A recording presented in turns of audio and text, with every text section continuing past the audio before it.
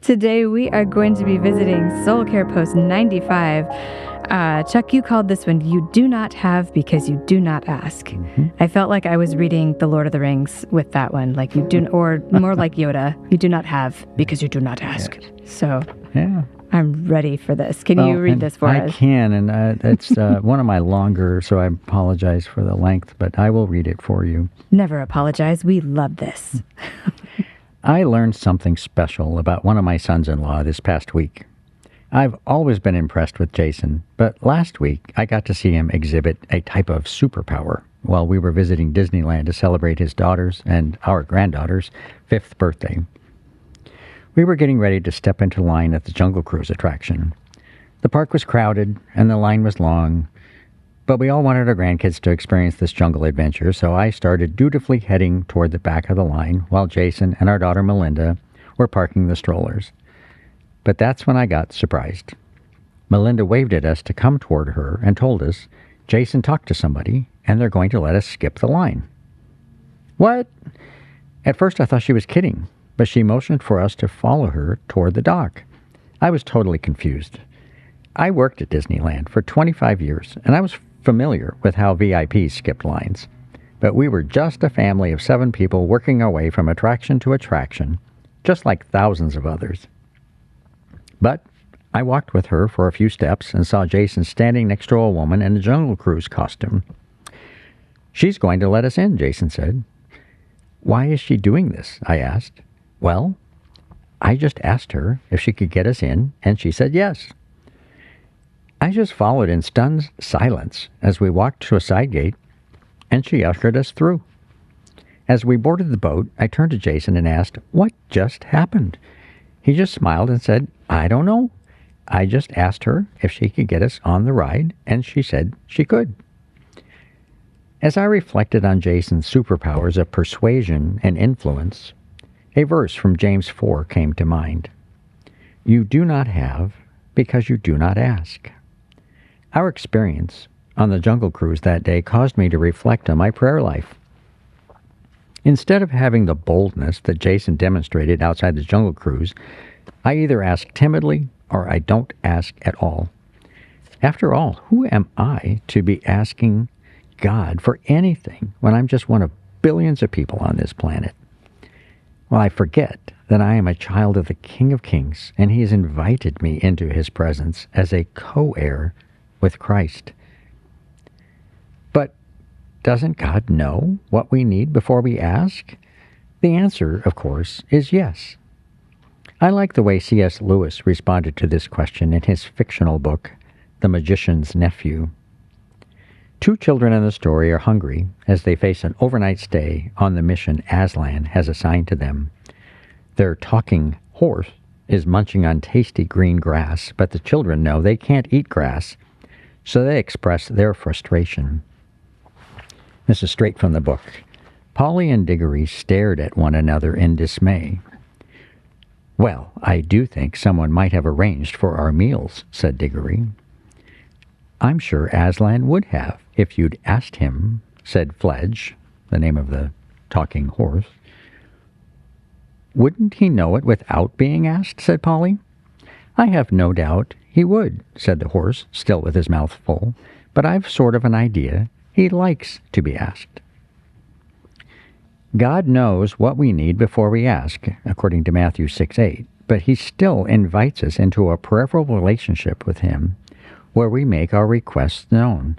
I like the Amplified Bible's version of Matthew 7:7. It says, "Ask and keep on asking, and it will be given to you. Seek and keep on seeking, and you will find. Knock and keep on knocking, and the door will be open to you."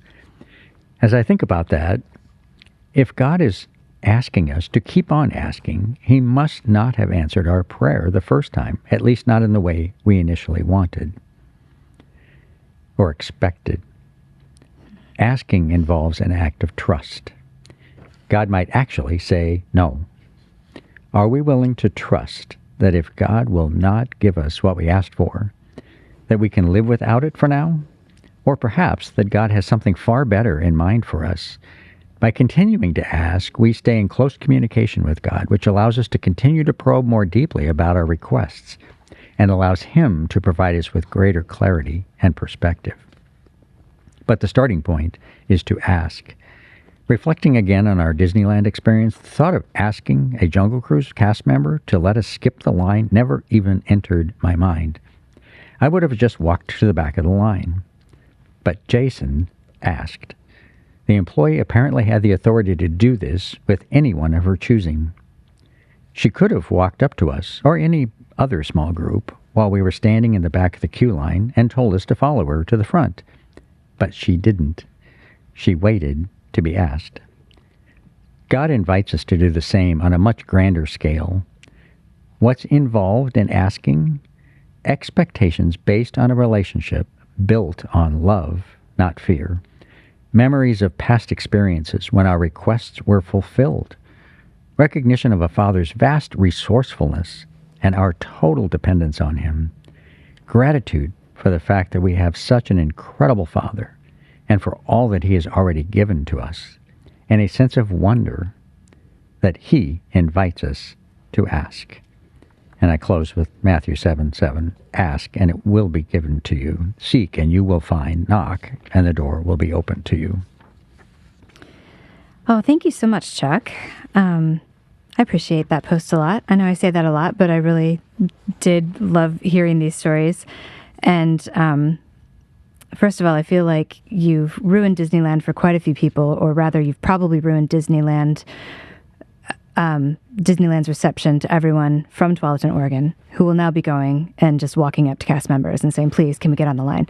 So, thank you for that, because I'll be using it. Yeah, give it a try. I was stunned. My guess is that it won't work most of the time, but...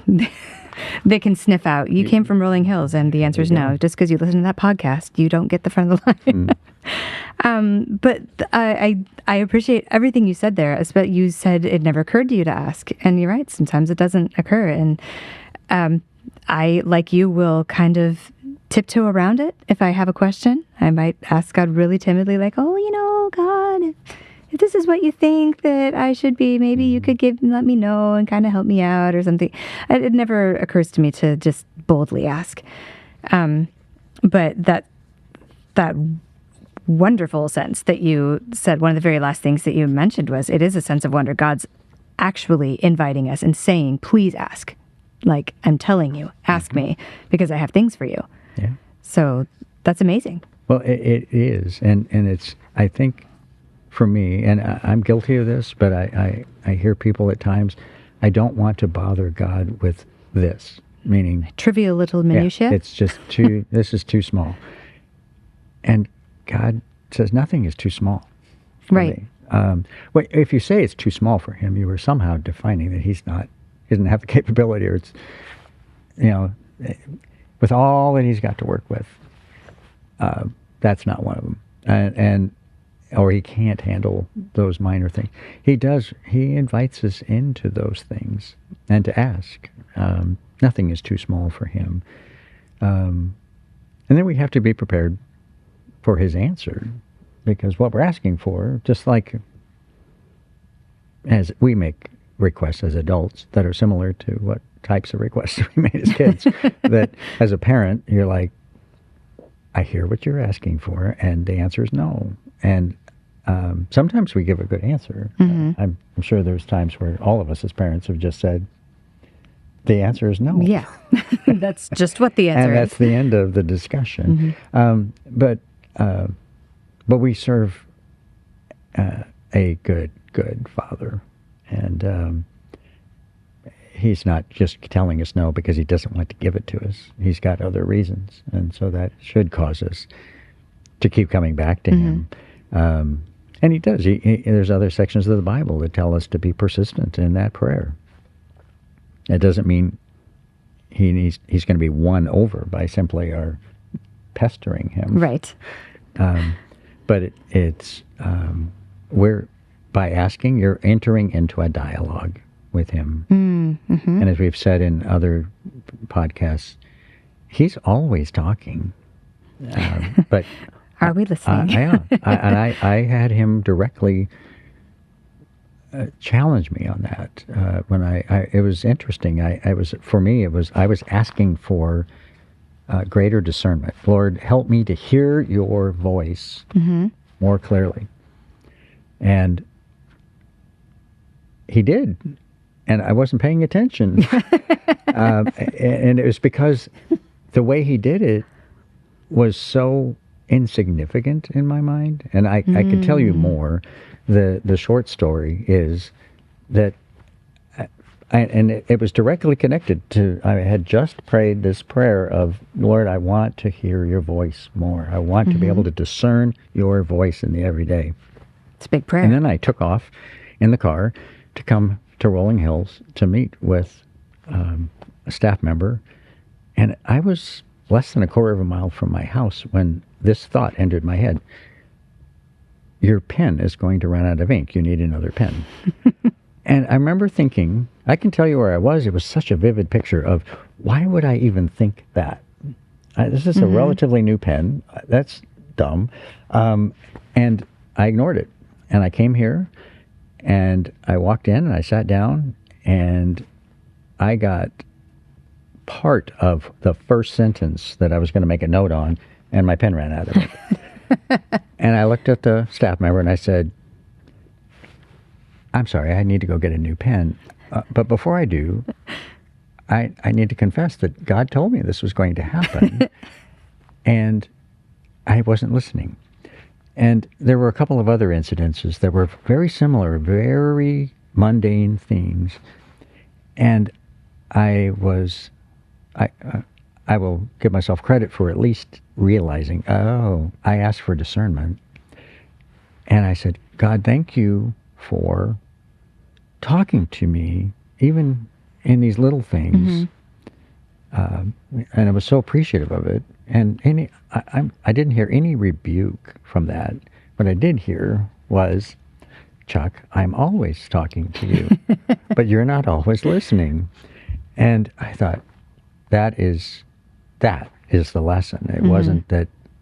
And so there's lots of life lessons with that little thing. He's always talking, and I need to be alert to that, listening. But the God of the universe, when you think about how big, how vast the universe is, that he can run all of it. I can't even get my head wrapped around the universe, so let's just use the world. He's and yet he knows when my pen is going to run out of ink. There is nothing too small that escapes his attention.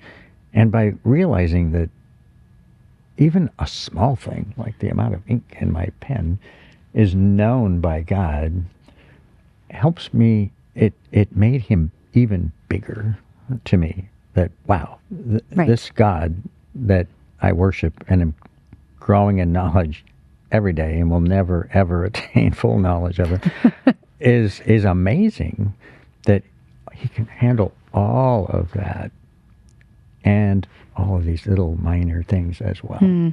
Anyway, that was a bigger answer to that than... But that actually speaks to, God's microscope is equal to his telescope, and, all of those things are all there.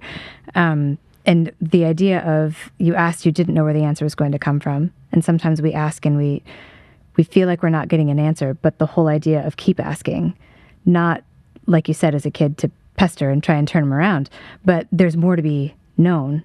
There's more to be heard. So even if we have gotten the answer that we think we wanted, keep asking, keep knocking, and keep requesting more insight and more knowledge. And there's more for us to know. Yeah. That just got proven. If the tiniest thing, there was more for you to know about your pen. And part of Soul Care is designed to help draw us to him, to strengthen our relationship with him and our trust in him, so that when we're not getting the answer we were hoping for, we aren't angry, but we instead are continuing to ask and listening, and perhaps asking the other questions of, God, I don't understand. Help me to understand why. And he doesn't promise to answer the why questions, but true. But it keeps us in dialogue. And if I can stay in that deep relationship with him, no is an okay answer because I trust that he's got my best interest at heart. Right. And I don't yet understand why, but I will one day. But it's not about understanding. It's about trusting this God who loves me. Yeah, I like that this is a dialogue and not just like a petition. Right. You know, there's more to be said back and forth on both ways. So thank you for that insight. That was, again, I say this all the time, but that is a lot to think about, and I'm certainly taking this away and going to ruminate now.